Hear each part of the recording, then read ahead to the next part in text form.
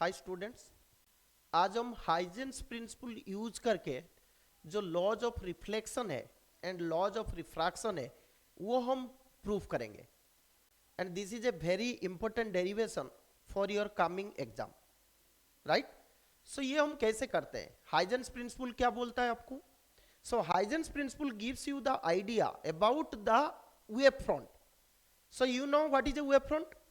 Wave front is the locus of the points having the same phase. So that means from the wave front, any number of rays are originating, they will be having same phase. That means they will start at the same point. That is same time. So similar way, you can find out that in the same time, if we consider two rays, one is originating from the wave front and another one is originating at certain point, then both will travel for the same time, and by considering their path we can prove the laws of reflection and laws of refraction. Now we see how we'll find out. So suppose this is your laws of reflection, laws of reflection. So now you see, suppose this is a reflecting surface, this is a reflecting surface, and we are considering this is a wave front, this is a wave front. Suppose this is A and B. So here you see, suppose we are considering one wave is originating from here, another wave is originating from here. So suppose previously the ray is coming like this, right? So these are the rays in continuation, they are coming. So at this point when this strikes, this is a reflecting surface, this is a reflecting surface. So here this ray, suppose for t seconds this ray is moving to this place in t seconds. So this is the incident ray, this is the reflected ray. So this AB is your incident wave front, AB is your incident wave front, right? Similar manner you see, suppose another ray is coming from this point. So during the same time, suppose the ray is coming to this point, right? So if I join these two, I'll be getting the reflected wave front, I'll be getting the reflected wave front. So this is very important diagrams. So here suppose I am writing this one as your C and D. So in this diagram, what is your CD? CD is your reflected wave front, reflected wave front, right? So now you see, if this is the point of incidence, so this is your normal. So this ray, this angle is your angle of incidence. Similarly for the wave front, the angle which is made with the reflecting surface, the incident wave front, this will be angle of incidence. And similarly, this is the reflected wave front, and the angle made with the reflecting surface, this will be our angle of reflection, right? So now the diagram part is clear to you all. So here you see the ray which takes the time t seconds from B to D. During the same time, the ray from A to C is taking the same time. So here we can say, here BD will be equal to AC. So here we can say BD will be equal to your AC, right? So if here we consider two triangles, that is ABC and BCD.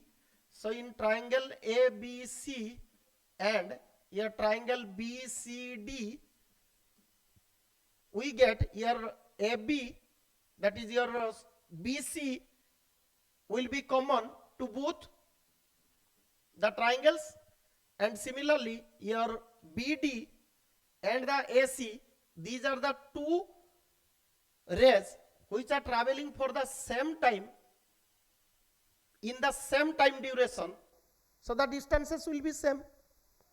So now we get, this is starting from the wave front, so this angle will be 90 degree.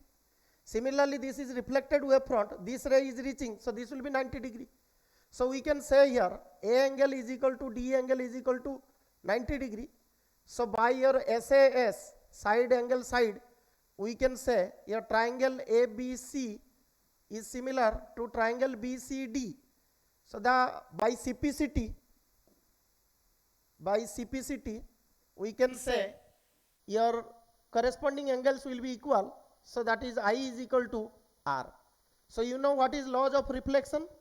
Laws of reflection, the angle of incidence will be equal to the angle of reflection. So by this way, taking the similarity between the two triangles, we can prove the laws of reflection. So this is a very important derivation for your exam point of view, right?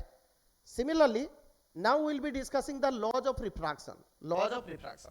So now you see how to derive laws of refraction.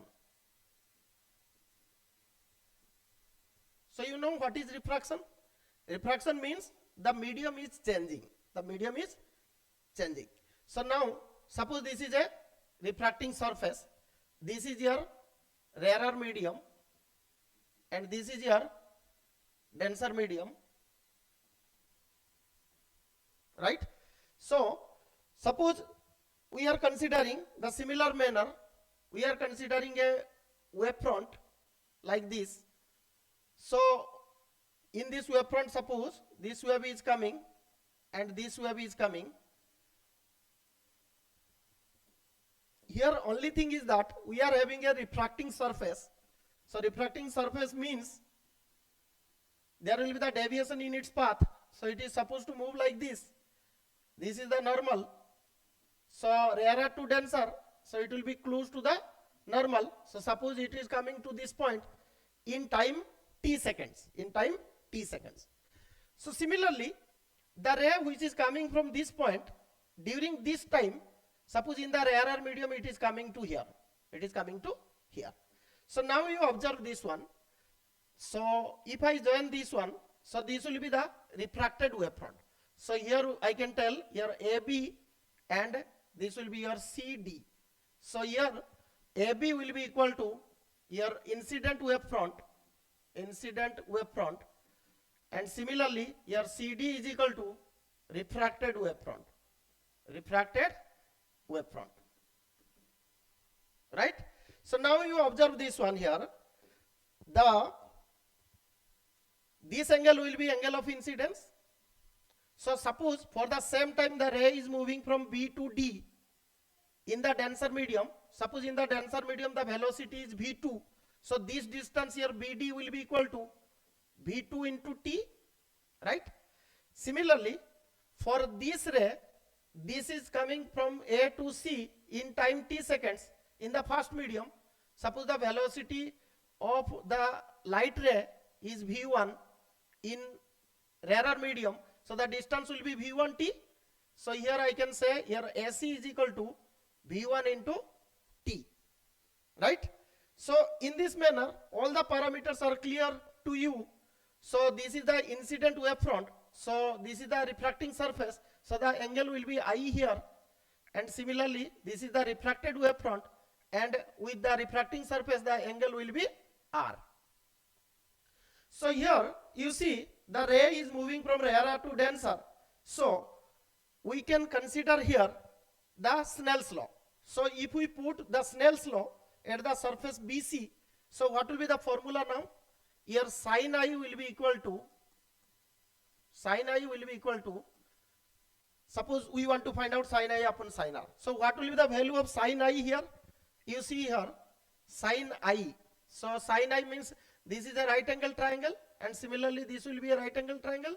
So in this right angle triangle, what is sin I? Sin I will be here perpendicular by hypotenuse. So what is the perpendicular here? So here you can see your perpendicular will be this and your that hypotenuse will be this one. So this is your perpendicular and this is your hypotenuse. So this will be your, I can write AC upon, that is AC upon BC. Similarly, what will be sin R?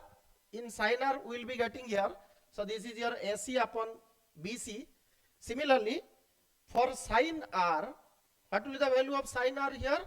This will be perpendicular by your hypotenuse. So this will be your CD upon BC. CD upon BC, right? So you put the value here. So this will be CD upon BC. So BC will cancels out. So we'll be getting this is your AC upon CD. So what is your AC? Here the distance AC will be V1T. So we can write here V1T. Similarly, what is your CD? That is not CD. This perpendicular is your BD. So this is your BD, right? So your BD will be equal to your V2T. So this is your V2T. So this is your BD will be V2T, right? So here we get what? We get V1 upon V2. So sin I upon sin R equals to V1 upon V2. So already you know the refractive index of a medium, that is your C upon V. So if we consider the refractive index, so here we will be getting, this will be V1, V2, so this will be mu2 upon mu1. So this will be equal to the refractive index of the second medium with respect to first medium. So sin I by sin R is equal to refractive index of second medium with respect to first medium. So now you can say this is proved. So what the laws of refraction tells? Laws of refraction tells that the ratio of the sine of the angle of incidence to the sine of the angle of refraction, that will be the refractive index of the second medium with respect to first medium. So this derivation we have done now. So this is a very simple derivation, and you can do by drawing a clear diagram. So in this case some tricks will be there. Suppose in the exam sometimes it is asked that ray is passing from denser to rarer. So what you will do then? Then there will be little changes in the diagram. Now you see what type of diagram will be this. Suppose this is a refracting surface. So this is suppose your denser medium. This is your denser medium and this is your rarer medium. So in this case you see the ray, suppose this is rarer means velocity will be more. So suppose this is like this, and in this case the ray is coming like this. So you see here this is V1T, here this is your V2T, but here what happens, the rarer medium, this velocity is more, so this distance will be more comparatively. This distance will be more comparatively, right? So this is the only difference what we have to follow while drawing the ray diagrams, right? Rest all other parameters will be same. Clear? So this is very important, and you can understand here this diagram. Thus this is the denser medium, so the distance traveled in t seconds will be less as compared to the distance traveled in the rarer medium where the speed is more. So only little modification in the diagram and other derivation part will be same. So this is a very important concept. By using these concepts you can derive the laws of reflection and laws of refraction by using Huygen's principle, that is wavefront concepts. I think it is clear to you. Thank you.